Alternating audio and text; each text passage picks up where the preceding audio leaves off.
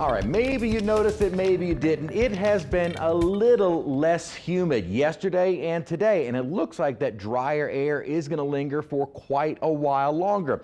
Again, a little bit of a change in our humidity, but hey, we'll take whatever we can get this time of year. Dew points have been more into the mid and lower 60s, some low 70s out there, but note the humidity value, 49%. So with a lower humidity, we don't have nearly as much of a heat index, and that's going to be key looking forward through the weekend, and even into early next week. So we may be wrapping up May, maybe not cooler, but a little less humid than normal. And I'll take that. In fact, 86 degrees our high today was a degree below average, and our morning start was still mid 70s. I think our temperatures even in the mornings will be a few degrees cooler. Saw a lot of sunshine all day today, and there has been definitely a lack of moisture in place because on radar we didn't really see much of anything. Had a few little passing light sprinkles here and there, but that has been about it. And a rather dry stretch of weather looking forward as well. Maybe a couple of chances for some spotty showers, but rain chances really through the next 7+ days will remain very, very low. Temperatures though, dry air warms very efficiently, which means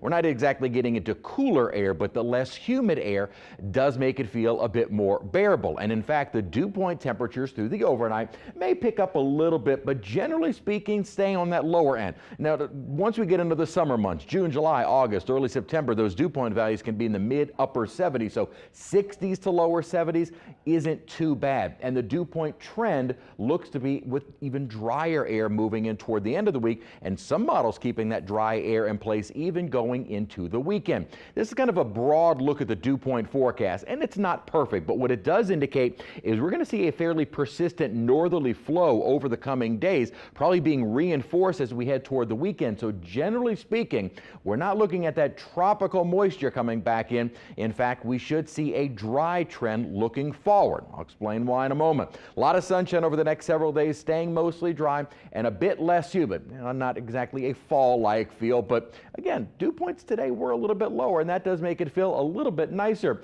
Developing upper disturbance off to our west is going to kind of set the stage for an overall troughing pattern over the east coast. Matter of fact, some of the models have been picking up on a little maybe subtropical little wave kind of moving along the east coast, but not developing to anything, something that the Hurricane Center had been highlighting and no longer doing so. With this upper troughing pattern, which is going to persist into the weekend, and this is going into Monday of next week, what this pattern does is keeps a northerly wind over the central Gulf Coast. So what that does is anytime there's maybe some slightly cooler air to our north, it brings it south. And certainly with a pattern coming out of the north, it will keep the drier air in place. So I don't really foresee any big surges in our temperatures nor the humidity looking forward. The developing upper system is going to keep most of our rainfall to the east of us as well. However, in the coming days, we might get these little embedded disturbances such as a weak front.